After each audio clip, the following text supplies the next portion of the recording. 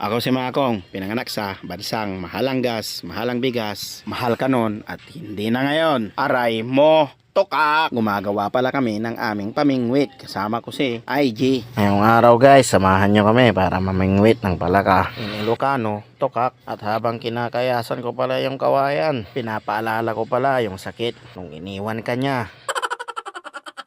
Pero sadyang talagang ganyan lang ang buhay. May mawawala, may dumarating, may bumabalik. Sana all. Pero sa iba, sa kanila lang yon, hindi sa'yo.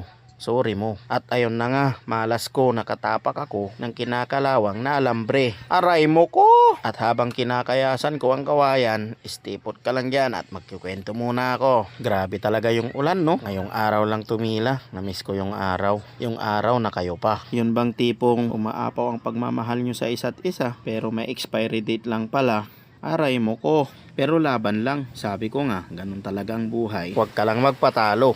Yung iba kasi na iniiwan, nagpapakamatay. Hausad naman pag ganun. Fast forward, pagkatapos pala ng sinasalingsingan kong kawayan, nagflex naman ng pagmumuka yung kasama ko. Yun pala si IG. At pagkatapos ko palang linagyan ng tansi yung kawayan, pupunta na kami sa mga lokasyon ng mga uod. Sa mga di pala nakakaalam kung ano ang gamit ng uod dahil rich kid na pinanganak, gagamitin pala ang uod sa pamain para sa palaka. At baka nga di mo na naman alam, nakakatulong talaga sa'yo yung mga video kong ito para naman matuto ka sa mga realidad ng buhay. At kung hindi ka naman naghirap dito sa ibabaw ng lupa, malay mo pag namatay ka, punta ka sa langit, magagamit mo tong idea na napanood mo dito sa video ko. Malay mo pag namatay ka na, mahirap ka na sa langit, edi may magagaya kang idea para kumuha ng iyong pagkain, dahil sa mundo walang nakakaalam kung ano ang katiyakan sa langit.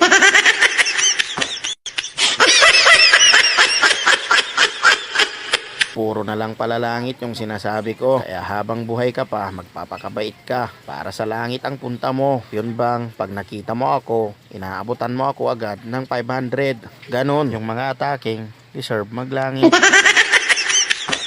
At ito na nga kami, na parami na ang kuha sa mga uod. Ewan ko ba kung ano ang lasa nito, pero isa lang ang alam ko. Tanong na lang tayo kay Boy Tapang. Ito kasi yung minumukbang niya dati nung naghihirap pa siya. Fast forward, pumunta na pala kami sa mga location ng mga palaka. Dito na pala yung eskwelahan ng mga palaka. Oo, eskwelahan ng mga palaka. Pero sad to say, wala kaming nakuha dahil cancel pala ang klase nila.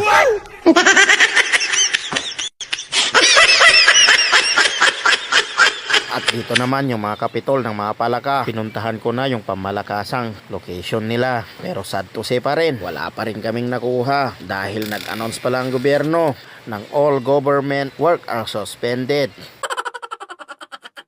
Kahit anong gawin ko, wala talaga.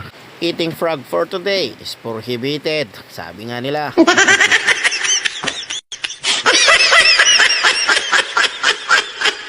Wala nga talaga kaming nakuha ni isang palaka. Kaya naman umuwi na kami dahil wala talaga. Nagutom nga ulit si IG, nakasama ko. Hanggang dito na lang, pagod na ako sa kakaisip. Bye.